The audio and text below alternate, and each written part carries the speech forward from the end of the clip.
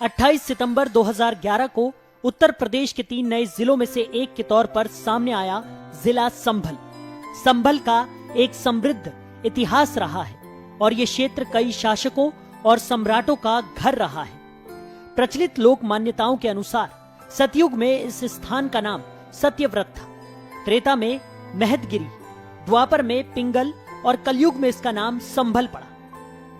संभल में बनने वाले हस्तशिल्प उत्पाद राष्ट्रीय और अंतर्राष्ट्रीय स्तर पर काफी मशहूर है। यहाँ निर्मित किए जाने वाले हॉर्नबोन उत्पाद अंतर्राष्ट्रीय बाजार में निर्यात भी किए जाते हैं। वास्तव में संभल के कारीगरों को विश्व स्तर पर बेहतरीन सजावटी सामान के उत्पादन के लिए जाना जाता है। संभल में हस्तशिल्पियों की बनाई गई शानदार ज्वेलरी को 7 समंदर पार विदेशी भी पसंद करते हैं, क्योंकि ये दाम में कम और दिखने में आकर्षक होती है। संभल हड्डी सींग के डेकोरेशन से बनने वाली तमाम ज्वेलरी के लिए संसार भर में प्रसिद्ध है। संभल एक छोटा शहर भले है, लेकिन पर्यटन स्थलों में इसकी अच्छी खासी हिस्सेदारी है। ऐतिहासिक मंदिर और मस्जिद हो या दूसरी इमारतें, कदम कदम पर यहाँ आपकी मुलाकात जर्रे जर्रे में बसे इतिहास से बड़ी आसानी से हो जाती है। आइए जानते हैं यहाँ के समृद्ध इतिहास के बारे में।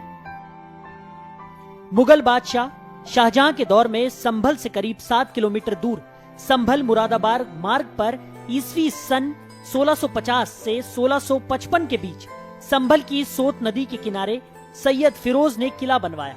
सैयद फिरोज शाहजहां के शासनकाल में संभल क्षेत्र के गवर्नर रहे रुस्तम खान दिक्खिनी के फौजी हुआ करते थे। उन्हें शाहजहां ने सोत नदी के किनारे संभल में 1000 बीघा जमीन दी थी। उसी पर किला बनाया गया। ये किला ASI द्वारा संरक्षित स्मारक घोषित है। किले का द्वार मौजूद है, जो मुगल कालीन स्थापत्य कला की याद दिलाता है। संभल से करीब 14 किलोमीटर दूर सौधन में मुगल शासक शहंशाह शाहजहां के शासनकाल में संभल के तत्कालीन गवर्नर रुस्तम खान दिक्खनी ने भव्य किले का निर्माण कराया था। तब बदायूं से दिल्ली जाने के लिए सौधन आदमपुर होते हुए एक सुरक्षित मार्ग हुआ करता था। सैनिक इसी मार्ग से गुजरा करते थे और सौधन का किला उनका पड़ाव होता था। किले का द्वार आज भी अतीत की बुलंद कहानी को बयां करता है।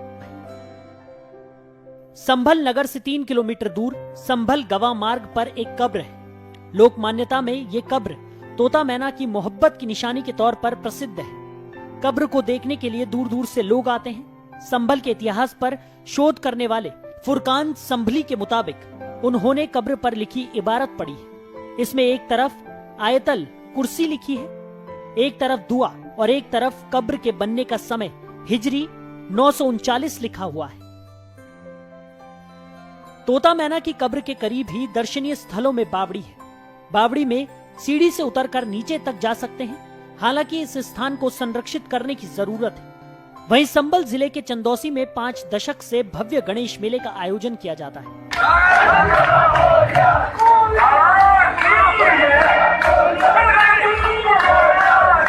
मेले को देखने के लिए देश विदेश के लोग उत्सुक रहते हैं।